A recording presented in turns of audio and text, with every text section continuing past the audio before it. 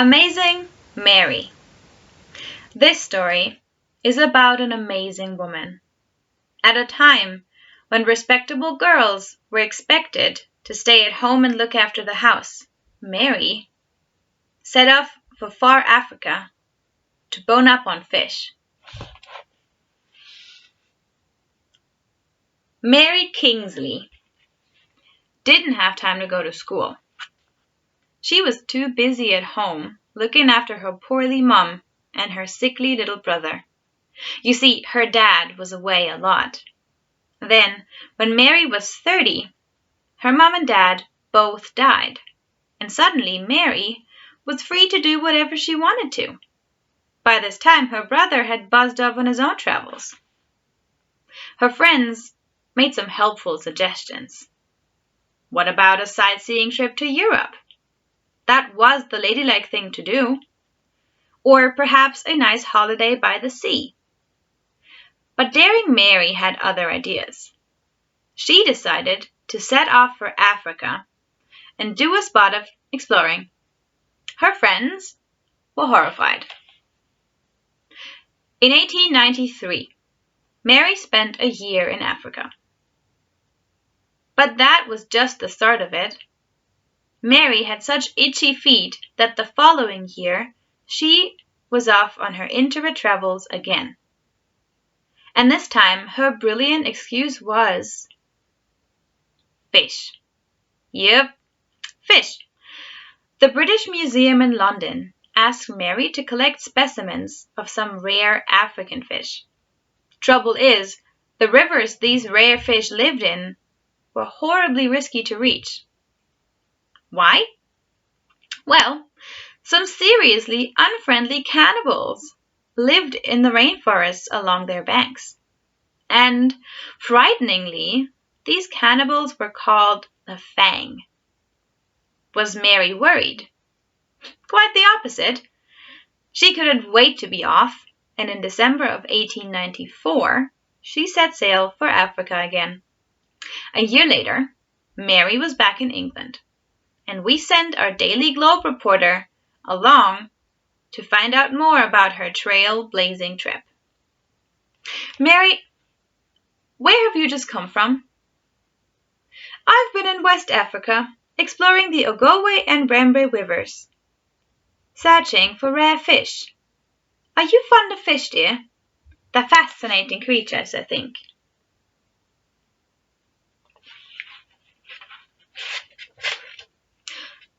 Right, so how did you get about?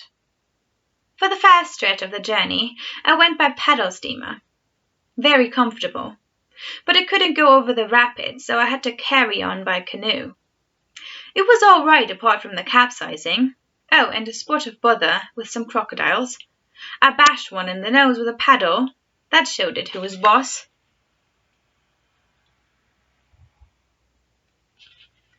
I bet. What was the strangest place you stayed in? It was a Fang village called Efua. People thought I was mad to go there. The Fang are cannibals, you see, and I could easily have ended up in the pot. But I gave them some cloth and fish hooks, and they were very friendly to me. Perhaps they just weren't hungry. Chicken drumstick, dear? Fantastic. Fantastic. And what was your worst moment? Let me see. One day, I noticed a very strong pong coming from a bag in my hut. It was a very horrid, sickly smell, sort of like gone-off fish. A smell I know very well. What a whiff. I emptied the bag into my hat, and you'll never guess what was in it. A human hand and a selection of toes, eyes, and ears, all quite fresh. Are you all right, dear? You've gone rather green. It turned out that the Fang like to keep a bit of everyone they eat as a souvenir. Fascinating, isn't it?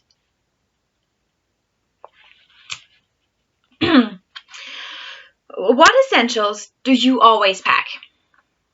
For traveling, I like to wear a white blouse and a long black skirt with big pockets for my penknife, notebook, compass, and of course, a nice clean hanky.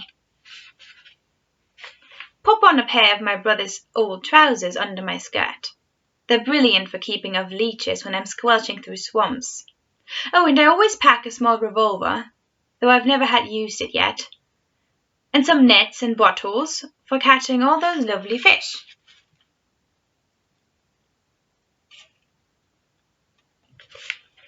But doesn't a long skirt get in the way? Oh no, dear, quite the opposite, in fact. My skirt once saved my life. You see, I fell down a pit in the jungle. It was used for catching animals, lined with nasty, sharp spikes. Luckily, my skirt cushioned my fall and stopped me from getting badly stabbed. If I'd been wearing trousers, I'd have been a goner. So I can thank my lucky skirt that I'm still alive. What do you do when you're not traveling? I'm going to write a book about my travels in West Africa. I thought I'd call it Travels in Africa. It's a catchy title, don't you think? I also give lectures and talk to land geographical societies.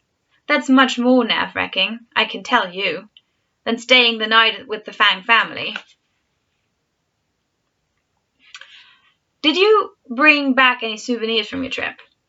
Not souvenirs exactly, but I collected 65 brand new types of fish. Actually, 3 of them have been named after me, so I'm awfully chuffed. Oh, and I brought back quite a few beetles, bigger than anything we get here. Would you like to see them, dear? They're real beauties. No thanks. I'll give it a miss. So, where are you off to next? Oh, back to Africa, I hope. The sooner the better. There are plenty more fish in the sea. Well, river, for me to catch. Now, dear, how about another nice cup of tea? But Mary wasn't the only woman to take the plunge and make her name as an Intrepid explorer. Many other daring women were willing to leave their boring home lives behind and go with the flow. Isabella Goudin was married to French explorer Jean Goudin. In 1749, Jean and Isabella decided to go home to France. So Jean set off down the Amazon River to check out their rambling route. But he didn't come back. Fed up with waiting, Isabel set out to find him. It was a dreadful journey. One by one, her companions dropped like flies until only Isabella was left. She stumbled on alone, starving and nearly dead. Amazingly, she made it to the coast alive, and she and Jean were finally reunited after 20 years apart. Alexandrine Tinet was brave and slightly batty, a great combination for an explorer. In 1861, she set off in a boat to explore the river Nile, accompanied by her mom and her auntie. She also took along 500 local guides, a load of donkeys, and 65 soldiers for good measure. Sadly, her mom and auntie died, but Alexandrine was hooked on Africa. In 1869, she tried to become the first woman to cross the Sahara Desert, but was murdered by unfriendly locals. Florence Baker was the wife of British explorer Samuel Baker. The story goes that he spotted her in a slave market in Hungary and fell in love with her at first sight. From then on, they were never apart. In 1861, they went off together to Africa to search for the source of the Nile. It was grueling. But despite the heat, the flies, and the danger, Florence never complained. Even when dinner was tough hippo steak, washed down with champagne. They didn't find the Nile source, of course, but they did discover Lake Albert and the massive Kabelega Falls, which no Europeans had ever seen before. You've climbed the highest mountains, sailed the world's stormiest seas, braved bone-chilling temperatures, and ridden the river rapids with some of the greatest explorers in the world. And as you found out, it hasn't all been easy. So here is the big question. Why on earth are some people still willing to face horrible hardships, homesickness, and even death to blaze new and far-flung trails? Why not ask them yourself?